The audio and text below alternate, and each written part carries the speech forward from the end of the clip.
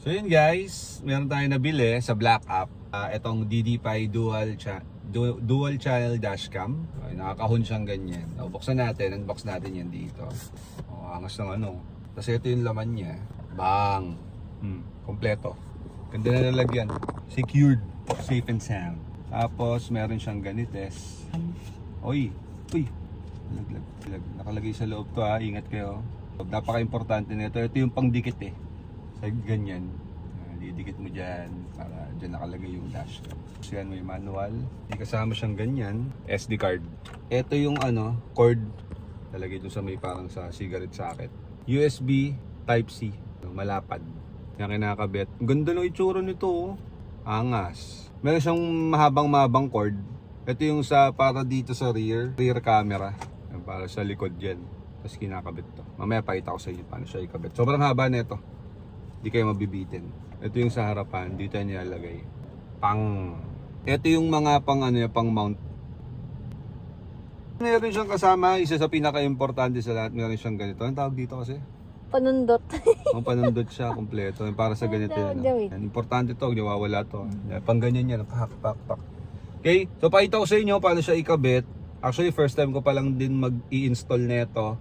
So, yun, tulungan niyo ako, samahan niyo rin ako para kung sakaling kayo naman yung mag-i-install, may konting guide na kayo, no? So, try nating ikabit as a beginner. Let's go. Okay, so ngayon, ang gagawin natin, ikabit na natin to agad. Ikabit na natin tong pang-mount niya, ito. Ito yung sa likod. Kakabit lang natin. Then, papasok lang dito. Tapos, push. Kailangan, malalig yung tick. Kailangan natin linisan muna yan. Kung may maayos kayong papunas, mas maganda. Kabit na natin tong lintik na to para mabilis. Hindi pantay. So yan, dikit ko na. After that, kabayong bondat. Kabit na natin to agad. Dito lang yan yun. Sobrang lapit ata ng pagmumukha ko. Tanggal na. Pantay ba? Yan mo? Dahil na, iyaano ko na siya. Yun oh.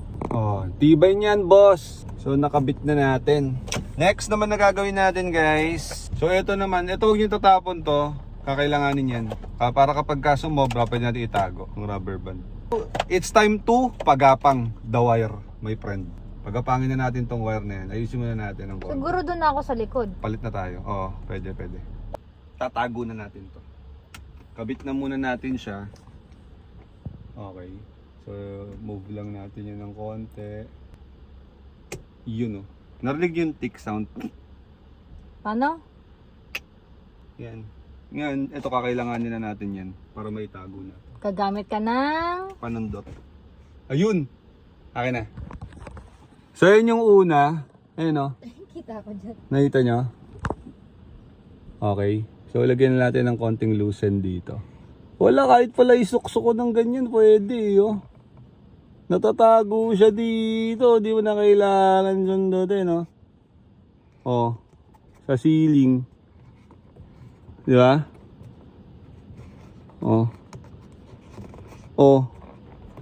Kamay-kamay lang dito.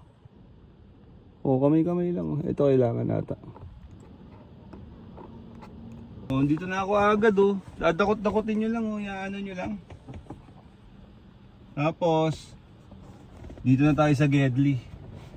Yun na. Dito na tayo magkakaproblema ata. Ay hindi. Dito natin to kakailanganin. Kasi medyo maano na Okay. Installer yarn. Kaya na. Medyo masigip dito sa part na to. Oy! Tago boss! Natago idol. Ito ganito lang. Oy! Ay! Linis gar. Yan, kailangan natin lumabas ng konti. Puchaw, ginagamitan ko lang ng daleri. Ngayon, dito na natin ito padaanin siguro. Pwede ba ito tanggalin? Yan Diyan natin padadaanin dito. Actually, pwede pala siyang tanggalin. Pwede pala siyang tanggalin. Iniikot lang pala to. Sabi ko sa inyo, first time. Di ba? Taragis na yan. Di na ako nahirapan. Ayun lang, may ipit talaga siya. Oh, so ganyan na siya. Yan na yun. Okay, so balik na natin to. So yan, naitago na natin. Tapos ikakabit ko na yan dito sa may sakit. Oh. So, mabilis lang, no? Mabilis yung pagkakagawa natin. Pagkakagawa natin dun sa may sa harapan. Ngayon, next naman natin yung dito sa likod. No? Ngayon, ikakabit natin yung dito. Unahin na muna natin siya. So ito, ang pagkakakabit naman nito, since yung kabila, yung wire nun is nasa kaliwa, kanan. Ito kanan din. Kanan nyo, no? Point of view nyo. Pag ganyan naman siya. Kasi 'di ba, yung wire kanina pinadaan natin sa kabila. Ngayon ito, pag ganyan naman 'yan. Kailangan nababaliktad siya. O yan. Yan. Okay. Tanggalin na natin yung yung double-sided niya. Okay, so tinry muna namin. Bali ganyan na yung magiging itsura niya sa likod. Kita na yan. Pwede rin naman i-rotate to kung gusto niyo ang nakikita is yung mga passengers. No, so ayan, pantay naman siya. Kita naman, no. Tanggalin na natin to. Dito sa gitna. Ayan, mounted na siya. Kita nyo? Alright, solid. O ngayon, kakabit na natin to. Ipapasok na natin. Kakailanganin natin to. Medyo matigas dito sa part na to eh.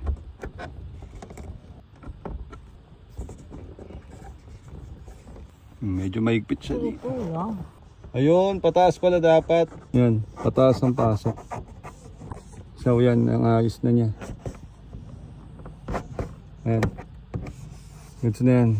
Kasi ito, madali na to. Yan, susok-sok-sok-sok na lang eh. Oh. Ang dali lang. Hindi na kailangan ganituin. Parang okay yung mas pataas. Yan.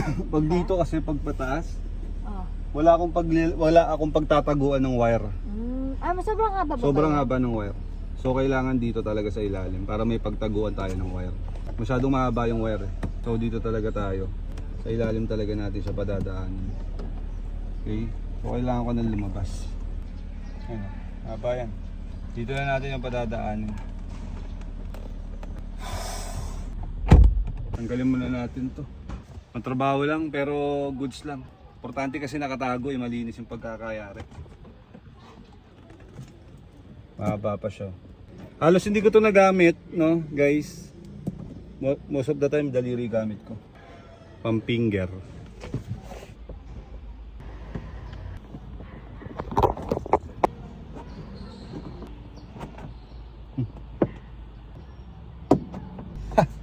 Linis oh. Basic man, first timer sa pagkakabit. Oh, iniisip ni Menga hindi aabot. Sobra pa nga ni. Okay, so natapos na natin ang pagkakabit.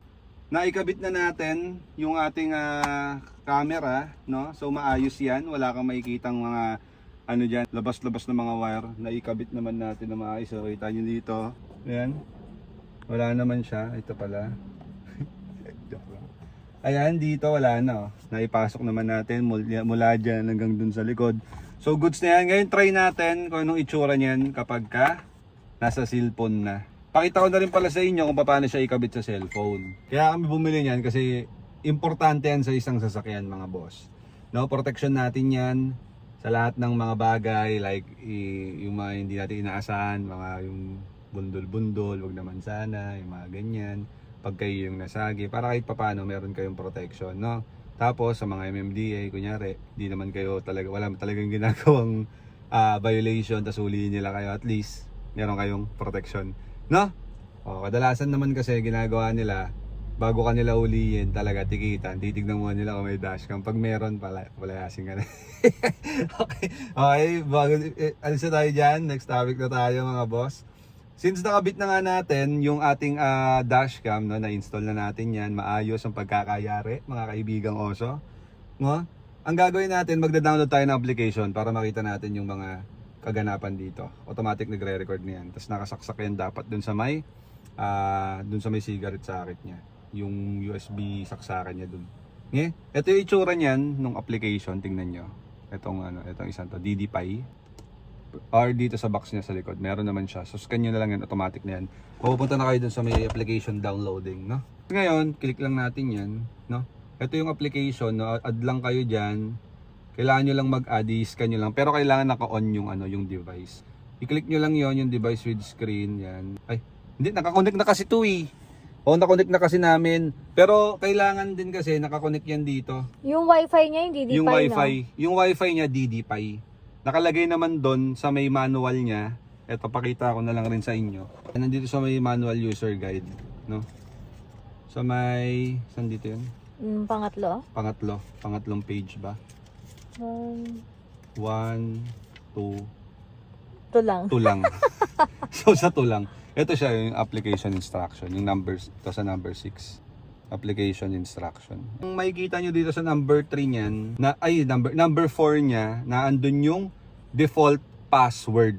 Okay, yung default password niyan is 12345678990. So nakalagay naman yan dyan.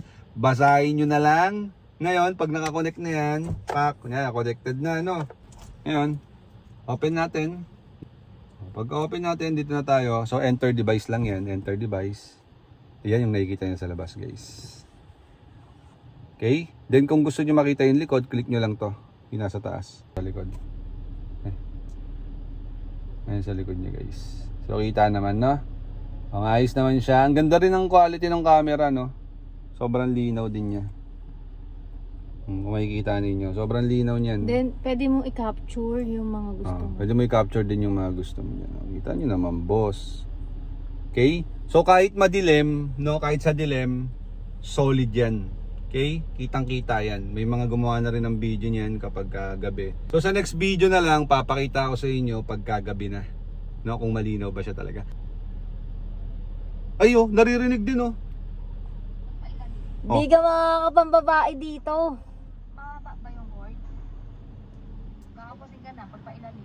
Hindi ka makakapambabae dyan. Oo, naririnig din yung boses, guys. Ganda, linaw.